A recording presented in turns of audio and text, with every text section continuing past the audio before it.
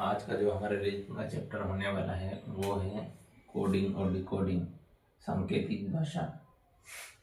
और इसको सीखने के लिए हमको सबसे पहले याद करनी पड़ेगी ABCD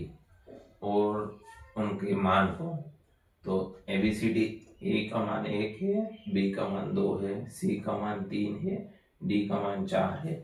E का मान 5 है,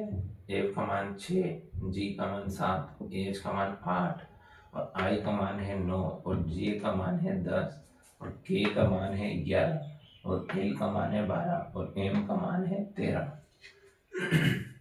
और N का मान है 14, O का मान है 15, P का मान है 16 और Q का मान है 17, R का मान है 18, S का मान है 19, T का मान है 20, U का मान है 21 और V का मान है 22, W का मान है 23, X का मान है 24 और Y का मान है 25 और Z का मान है 26।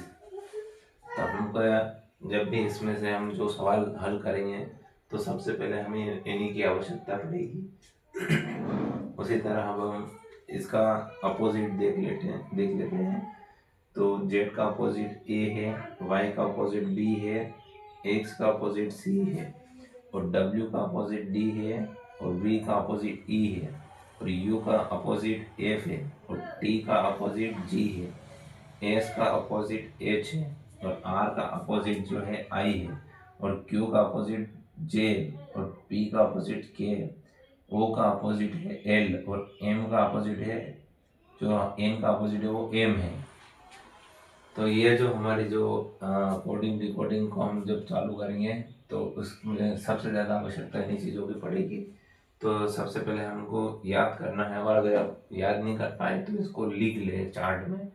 जिससे आपको क्वेश्चन और हल करने में ज़्यादा आसानी हो।